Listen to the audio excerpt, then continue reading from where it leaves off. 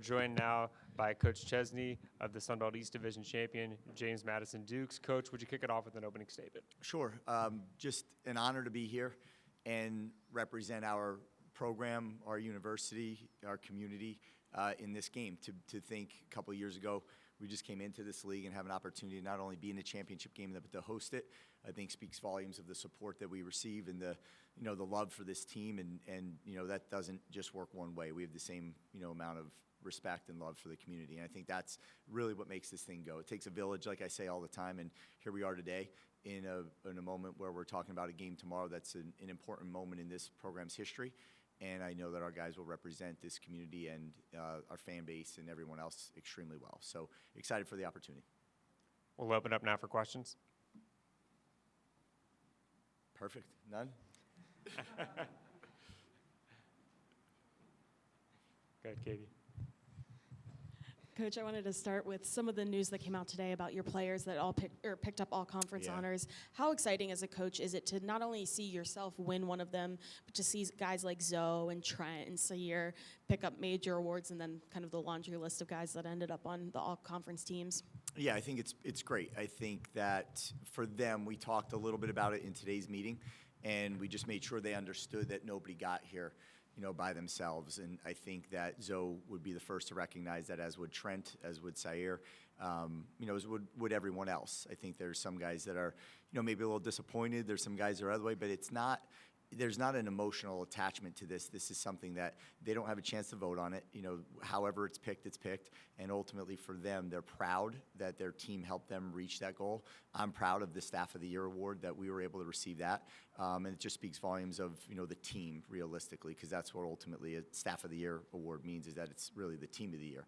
And that to me is what, this whole year has been about. But it was a cool moment to share with those guys this morning. And when we put the pictures up on the slide, everybody jumped up and jumped on Trent and Sayer and Zoe, and just a cool thing to celebrate for a minute. But then, like everything else, the words were, it doesn't matter, let's get better and immediately get back to work. And those guys are prepared to do that.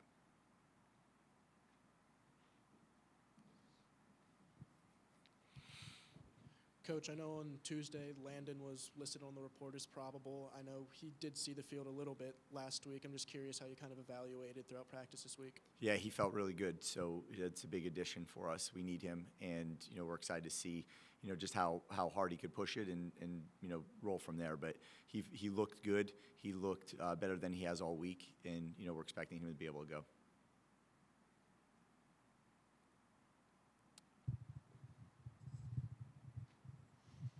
Yeah, there was a report on Monday that about UCLA. I don't think either school has made any kind of announcement. Can you talk on if you've agreed to anything with any other schools? Yeah, I don't want to talk about that right now. What I want to talk about is this year's team. And to me, what you're talking about is next year. We'll talk about next year, when that moment is appropriate. Our sole focus right now is on winning this championship game and having a shot to be a team that could possibly, represent this league in the playoffs. And I know there's a lot that's got to go right, for that to occur, but, that's our goal.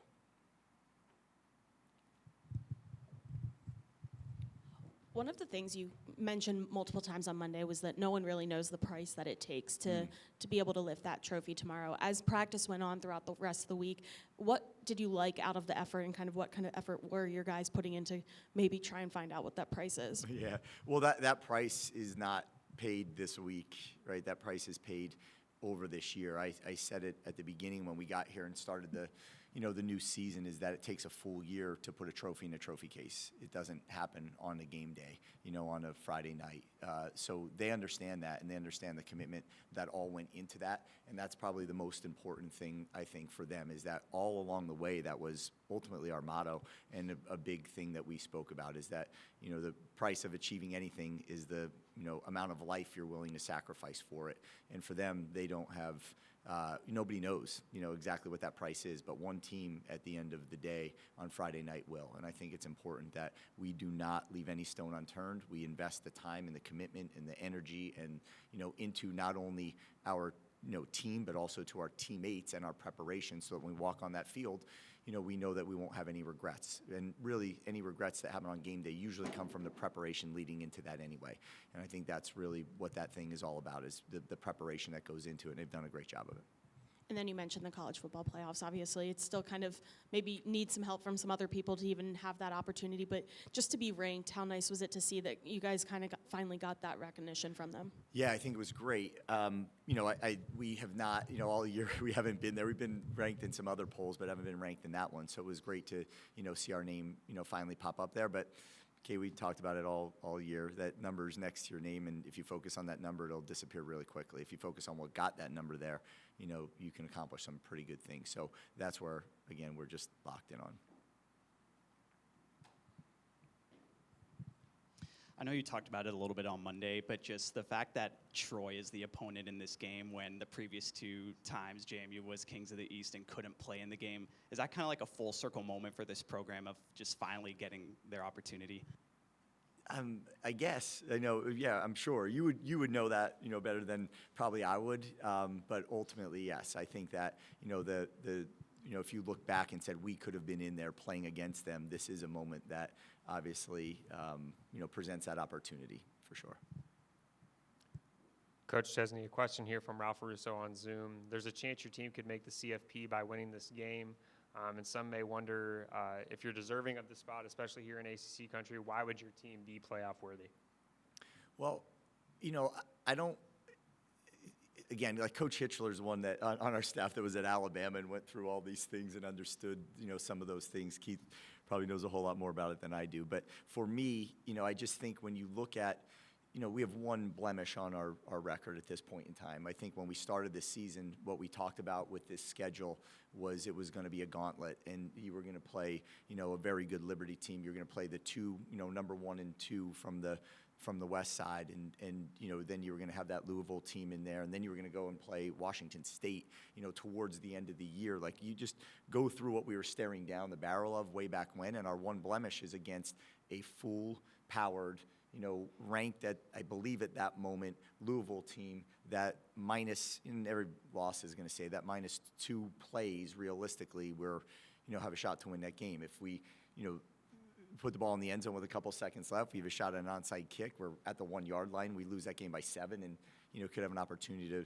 tie it up. And I just think, and I haven't studied the other losses, but I know that the one that we had and against that team that we played against at that moment, was, and we were in that game the entire game. I think that's just a little bit different than maybe some of the others. When you took this program over 2 years ago, probably the biggest challenge was just the roster. And besides the roster, what were some of the biggest challenges that you faced in getting this team back to where it needed to be, back in a spot to be in this game?